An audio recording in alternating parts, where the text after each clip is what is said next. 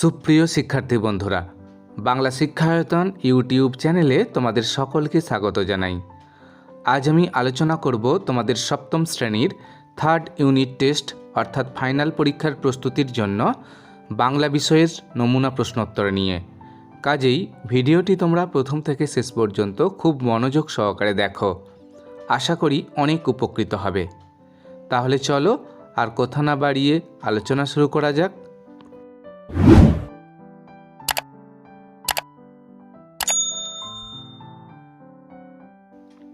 তৃতীয় পর্যায়ক্রমিক মূল্যায়ন 2024 সপ্তম শ্রেণী বাংলা, পূর্ণমান 70, সময় 2 ঘন্টা 30 মিনিট। নমুনা প্রশ্নোত্তর। একের দাগের প্রশ্ন দেখো, ঠিক উত্তরটি বেছে নিয়ে পূর্ণ বাক্যে উত্তর লেখো। একের দাগের কয়ের প্রশ্ন, ননিবালা দেবী জেল থেকে মুক্তি পান, সঠিক উত্তর হবে 1919 খ্রিস্টাব্দে। ক্ষয়ের দাগের প্রশ্ন, 52 বছর বয়সে পটলবাবুকে ফিল্মে অভিনয়ের সুযোগ এনে দিয়েছিলেন, সঠিক উত্তর হবে নিশিকান্ত বাবু।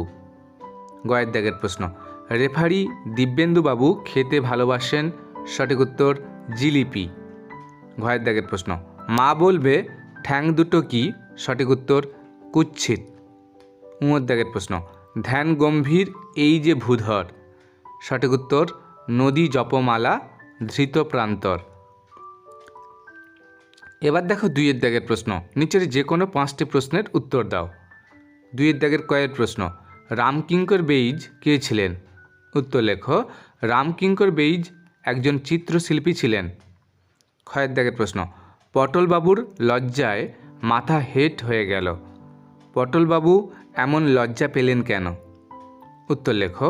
অভিনয়প্রেমী পটলবাবুর কাছে যখন নরেশবাবু জানতে চাইলেন যে চলচ্চিত্রে অভিনয় করতে তাঁর কোনো আপত্তি আছে কি না, তখন পটলবাবুর লজ্জায় মাথা হেট হয়ে গেল। গয়ের দাগের প্রশ্ন, তুক শব্দটির অর্থ লেখো, উত্তর লেখো। তুক শব্দটির অর্থ জাদুমন্ত্র।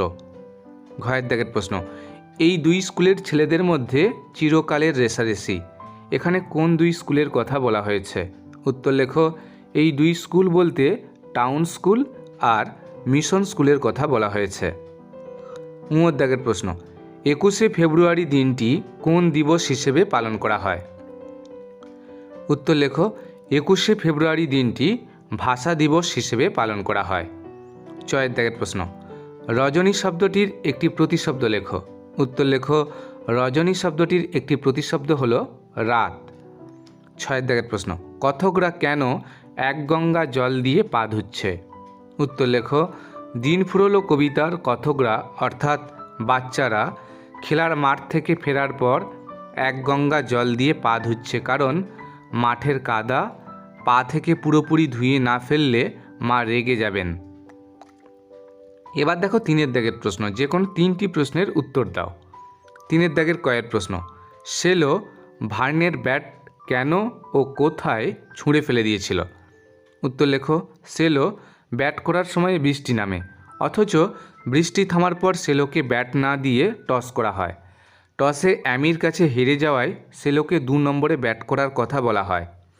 তা মেনে নেওয়া তার পক্ষে সম্ভব হয় না, তাই দুঃখে রাগে সেলো তার বন্ধু ভার্নের ব্যাট আর বল ছুঁড়ে ফেলে দেয় তাদের বাড়ির পেছনের ঝোপে। এবার দেখো ক্ষয়ের দাগের প্রশ্ন, পুলিশ কোন অভিযোগে দুগরিবালা দেবীকে গ্রেপ্তার করেন, বিচারে তাঁর কী শাস্তি হয়, উত্তর লেখো। দুগরিবালা দেবী তাঁর বোনপো নিবারণ ঘটকের চুরি করা 7টা মশার পিস্তল তাঁর নিজের বাড়িতে লুকিয়ে রেখেছিলেন। বেআইনি অস্ত্র লুকিয়ে রাখার অভিযোগে পুলিশ তাঁকে গ্রেপ্তার করে। বিচারে দুগরিবালা দেবীর 2 বছরের সশ্রম কারাদণ্ড হয়। গয়ের প্রশ্ন, অভিনয় সম্বন্ধে পাগরাশি মশাই পটলবাবুকে কী উপদেশ দিতেন, উত্তর লেখো। পাগরাশি মহাশয় একসময় পটলবাবুকে বলেছিলেন ছোট চরিত্রে বা পার্টে অভিনয় করা নিয়ে পটলবাবুর যেন কখনো কোনো আক্ষেপ না থাকে। তিনি বলেছিলেন শিল্পী হিসাবে তাঁর একমাত্র দায়িত্ব হবে ছোট পার্টটি থেকেও শেষ রসটুকু নিংড়ে বার করে তাকে সার্থক করে তোলা। প্রত্যেকটি অভিনেতার সাফল্যের যোগফলই হলো সম্পূর্ণ থিয়েটারটির সাফল্যের একমাত্র চাবিকাঠি। এছাড়াও পাগরাশি মহাশয় পটলবাবুকে বলেছিলেন, নাটকের এক একটি কথা হলো গাছের ফলের মতো, আর অভিনেতার একমাত্র কাজ হলো সেই ফল পেড়ে তার খোসা ছাড়িয়ে তার থেকে রস নিংড়ে বার করে সেটা দর্শকদের পরিবেশন করা। তাঁর এই কথাগুলি পটলবাবু অমূল্য উপদেশ হিসেবে মনে রেখেছিলেন। ঘয়ের দাগের প্রশ্ন, দিন ফুরোলে কবিতায় কথকরা কেন বলেছে কেই বা খুলে দেখছে রঙের বাক্স? উত্তর লেখো। ঈশ্বর যখন আকাশ জুড়ে নানান রঙের অপূর্ব দৃশ্য রচনা করবেন, তখন ঘরে ফিরে যাওয়ার কারণে শিশুরা তা দেখতে না পেলেও এটা বুঝতে পারে যে সেই রঙের সংখ্যা জানা সম্ভব নয়।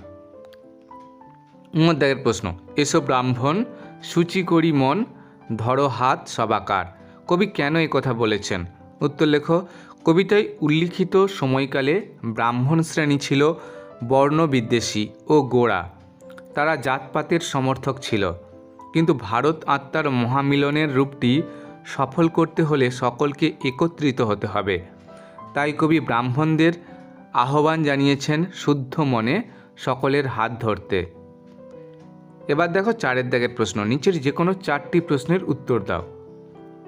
4 দাগের কয়ের প্রশ্ন, মূর্তি গড়ার ইতিহাসও খুব মজার। কার উক্তি? মূর্তি গড়ার মজার ইতিহাসটি কেমন ছিল? গার্ল অ্যান্ড দ্য ডগ কিসের নাম? উত্তর লেখো। মূর্তি গড়ার ইতিহাসও খুব মজার উক্তিটি রামকিঙ্কর বেইজের। রামকিঙ্করের বাড়ির সামনের রাস্তাটি ছিল লাল মোড়ামে ঢাকা। বৃষ্টির ফলে তা ধুয়ে নীল রঙের মাটি বেরিয়ে পড়েছিল। এই দৃশ্যটি চোখে পড়া মাত্র সেই মাটি তুলে তা দিয়ে নানা রকম পুতুল তৈরি করেছিলেন লেখক। একেই তিনি মজার ইতিহাস বলেছেন। গার্ল অ্যান্ড দ্য ডগ হল রামকিঙ্কর বেইজের আঁকা প্রথম তৈলচিত্রের নাম। ক্ষয়ের দাগের প্রশ্ন, এদের সকলেরই মাথায় অনেক হাজার টাকার হুলিয়া ছিল। হুলিয়া শব্দটির অর্থ কী? এরা কারা? হুলিয়া থাকার কারণে এরা কিভাবে চলাফেরা করতেন? উত্তর লেখো। হুলিয়া শব্দটির অর্থ হল পলাতক আসামিকে গ্রেপ্তার করার জন্য তার চেহারার বর্ণনা সহ বিজ্ঞাপন।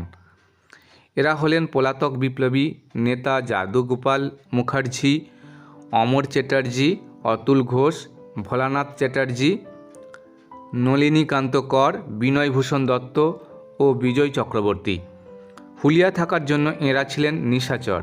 শুধুমাত্র রাতের বেলা সুবিধা মতো বেরিয়ে পড়তেন। দিনের বেলা দরজা জানালা বন্ধ করে ঘরেই সময় কাটাতেন। নিষ্ঠুর শিকারীর মতন পুলিশ তাঁদের ধরতে এলেই তাঁরা নিমেষে অদৃশ্য হয়ে যেতেন। তাঁদের নামে হুলিয়া ছিল বলেই কোনো একটি নির্দিষ্ট আস্তানায় বেশি দিন তাঁরা থাকতেন না। তাই কখনো তাঁরা আশ্রয় নিতেন রিসরায়, আবার কখনো বা চন্দননগরে। গয়ের দাগের প্রশ্ন, গিরীনবাবু কে ছিলেন? তিনি কিভাবে টুনুকে উৎসাহ আর সাহস জুগিয়েছিলেন তা সংক্ষেপে লেখো। উত্তর লেখো। গিরীন হল টাউন স্কুলের ফুটবল দলের অধিনায়ক। খেলা শুরু হওয়ার আগে তাকে আত্মবিশ্বাসী মনে হয়নি, বরং সমরেশের দেরি করে ফেরার কারণে বেশ খানিকটা উদ্বিগ্নই লেগেছে তাকে।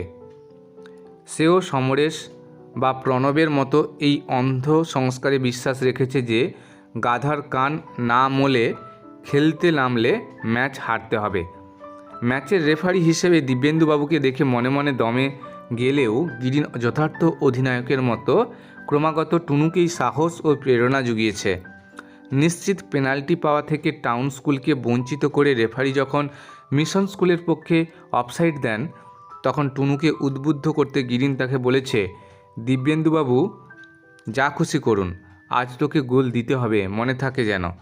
হাফ টাইমে নিজের আঘাত টুনুকে দেখিয়ে তাকে ব্যথা অতিক্রম করে নতুন উদ্যমে খেলতে উৎসাহ জুগিয়েছেন গিরীন। সব থেকে বড় কথা, টুনুর পাশে বসে তার গলা জড়িয়ে ধরে সে টুনুকে বলেছে, আজ তুইই ভরসা।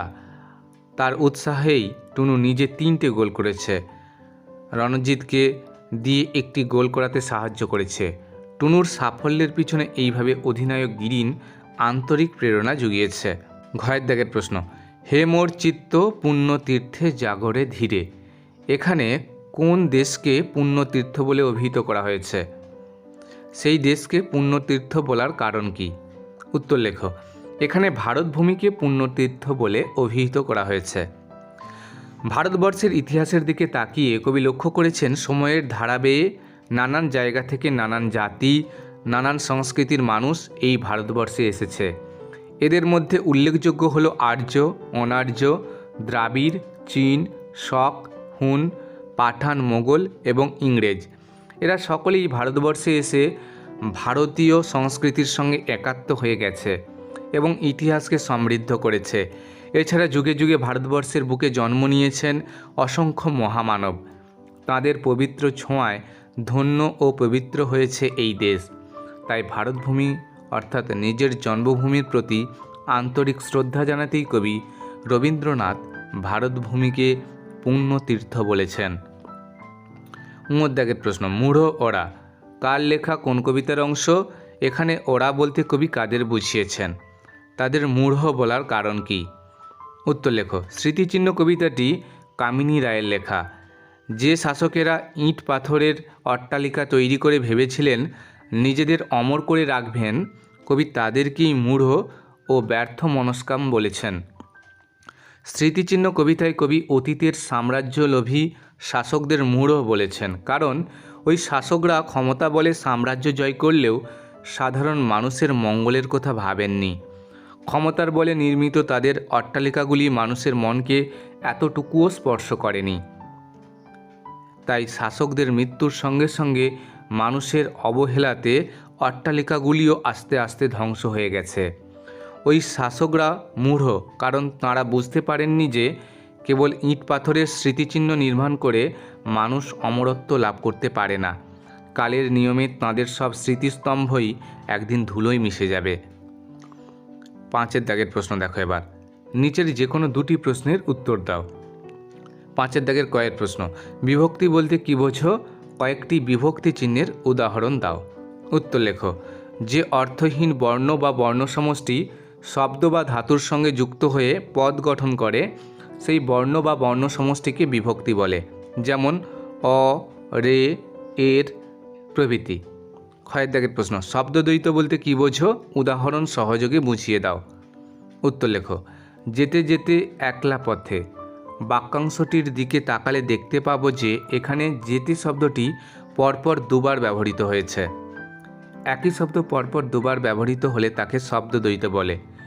মনের সঠিক ভাব প্রকাশে শব্দদ্বৈতের ভূমিকা অসামান্য। এই প্রকার আরও কয়েকটি শব্দদ্বৈতের উদাহরণ হলো কালে কালে, ঘরে ঘরে, মনে মনে, পেটে পেটে, দাঁতে দাঁতে প্রভৃতি। 6 দাগের প্রশ্ন, নিচের শব্দগুলি থেকে ধনাত্মক শব্দগুলি বেছে নিয়ে লেখো। ভালো মন্দ, টাপুর টুপুর, ঝিরঝির, লাখ লাখ, খাঁ খাঁ, যাই যাই, ছমছম, বাড়িঘর। উত্তর লেখো। টাপুর টুপুর, ঝিরঝির, ছমছম। এবার দেখো 6 দাগের প্রশ্ন, রেখাঙ্কিত পদগুলির কারক, বিভক্তি ও অনুসর্গ নির্ণয় করো। আজ বড় মামা এসেছেন। তিনি জাঁতি দিয়ে মিহি করে সুপারি কুচোচ্ছেন। হাটে লোক গিজগিজ করছে। সেই ভাইকে কমলটা দিয়েছে।